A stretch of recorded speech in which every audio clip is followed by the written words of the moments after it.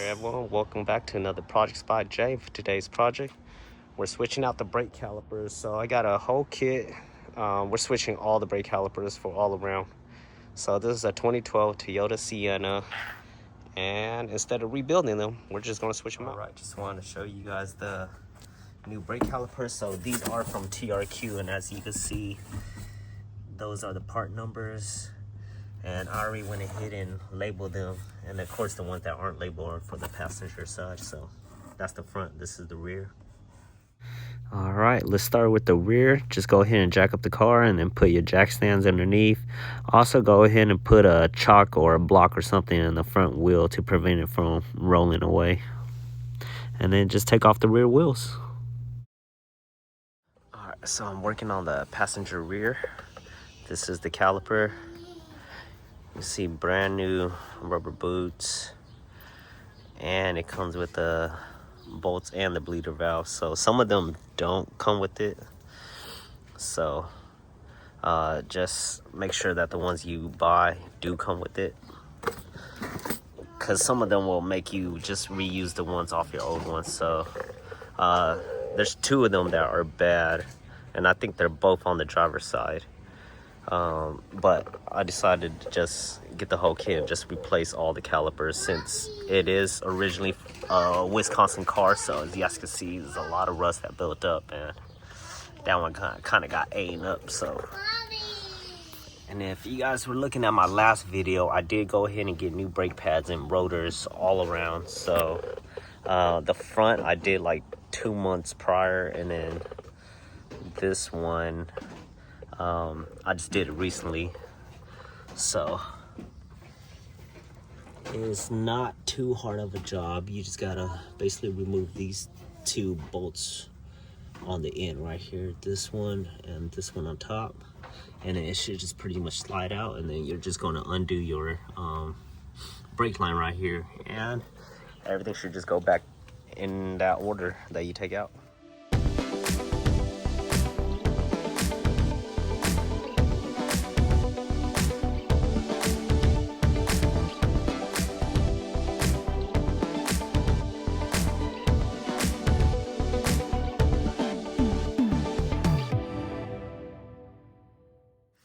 All right, now we got all that apart. As you can see, that's the old one, and then now we are gonna take this off, and that's a 14 millimeter. All right, there's a good chance this will probably start leaking brake fluid, so make sure you have a pan underneath when you take it off.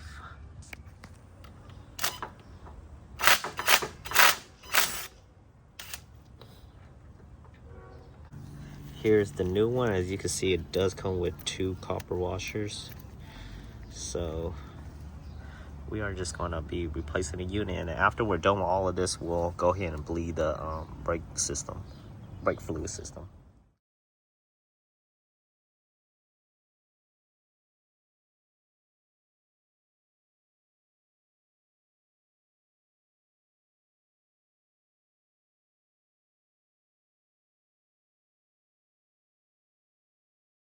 All right, we got the new one on. Now we just have to take these apart and then put this back on. And then also I'm gonna take this chance to also lube up the guide pins here too. But I just got it snug for now. Once I'm done putting everything back here, it'll be easier to torque down. So this one actually went from a 14 on the old one to now a 12 millimeters. All right, let's see how these guide pins look coming from the factory. So as you see, I got the bracket apart. And you should be able to just pull them out like this. But do it carefully, because I don't want to pull the boot out too. Which the boot should be easily replaced. Okay. They did have some lube in there, but I'm gonna go ahead and just throw some more basically silicone paste on there, specifically meant for these guide pins. So well, this one didn't have much. I'm gonna go ahead and just kind of throw a glob on there, so makes the sliding a lot easier. And so this is the brand I'm using. It's a Permatex silicone paste, basically meant for brake parts. And should come with a little brush just like that, and then I'm just gonna lather the guide pin with it. That might have been too much. Try to take some off.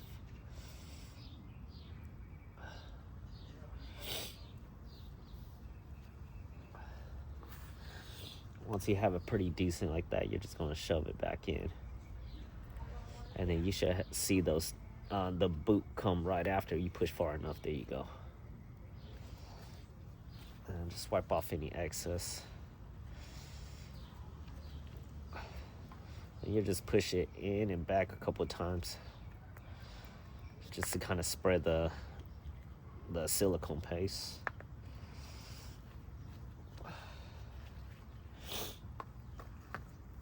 Man, these allergies kicking my ass.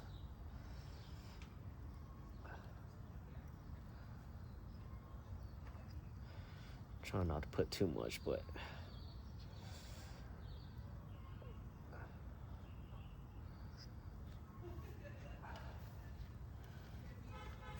I think that's a good guap on there. There you go.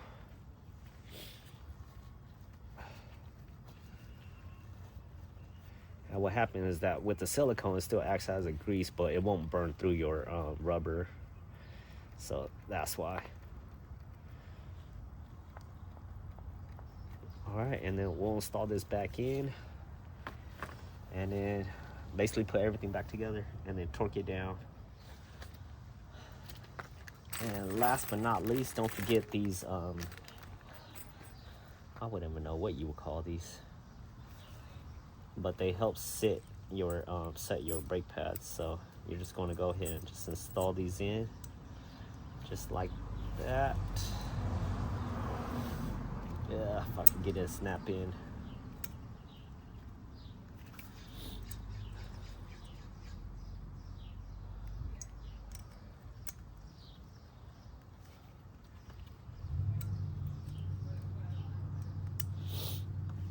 All right, got the first one in. These are pretty basically there's only one direction they go in. Of course, obviously the end that sticks out is going to be sticking out on the outside, not the middle, because that's where your brake rotor is going to go. So just got to do a little finessing. It'll fit on there. You just have to use a little force to push it in, because they have these little tabs on the side that want to grab.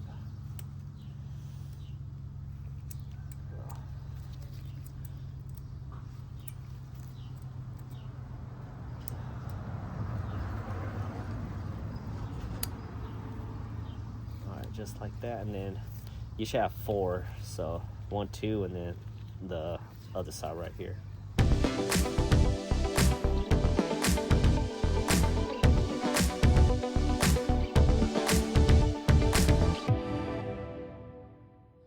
Alright, so as you can see, these 2 are the screws holding this bracket in, and they are 17, so tightening or torquing that down to 65 foot-pounds.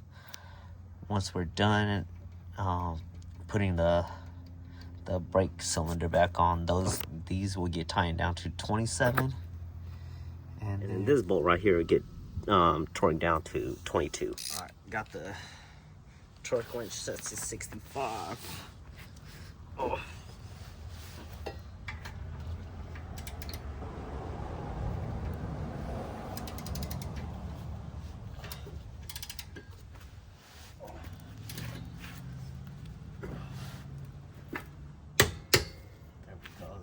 One. There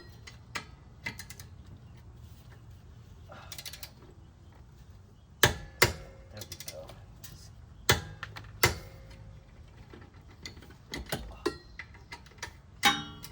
Double check them. There we go. All right. Now we get the brake pads back in. All right, and if you guys get these little pins, these are actually the brake wear indicators. So That end, it's just gonna slide over like that. Ugh. And then there should be another one that goes on the bottom, and then you'll just install these back in. You're gonna install them in the same side that you took them off from. And then this one,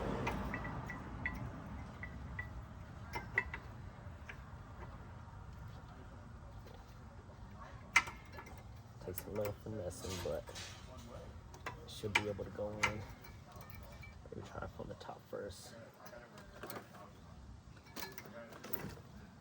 There we go. All right, these get torqued down to 27. These are 14 mils. There we go. All right, this side spinning, I just need to grab a wrench and then hold it down. All right. So you just grab this just happened to be a 14, so you can hold that down. That way you can tighten it. There we go. And just to double check, yep. Same thing with this one. There we go. And then we'll switch the torque settings, tighten this down to 22.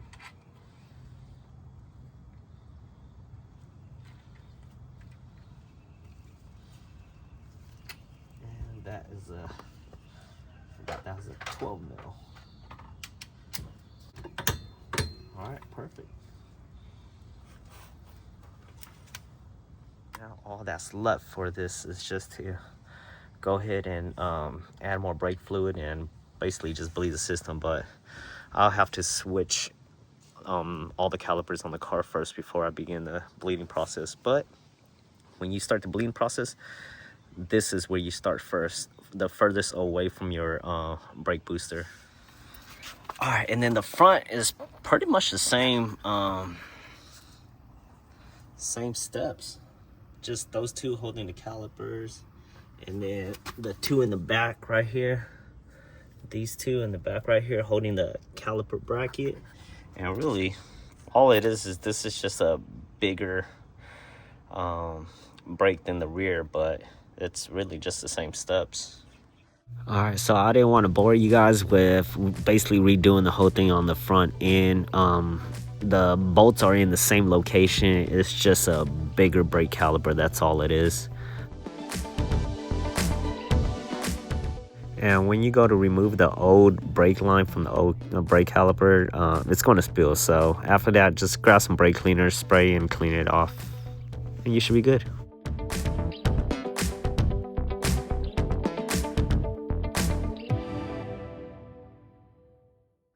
All right, we are done installing everything. The wheels back on, they're torqued. Already took it for a test drive and everything is running smooth. So I did say I was gonna put the bleeding procedure, but I completely forgot to record because I was a little flustered. We didn't have the brake fluid, which I thought we did, and then I had to run to the store to go grab it. And at this point, you guys can see the sun is out, so it's like 95 degrees right now, and I'm just over it for today. So I was just rushing to get everything done. Anyhow, I just want to thank you guys for watching. Don't forget to like, comment, and subscribe. And until the next fix, you guys, take care.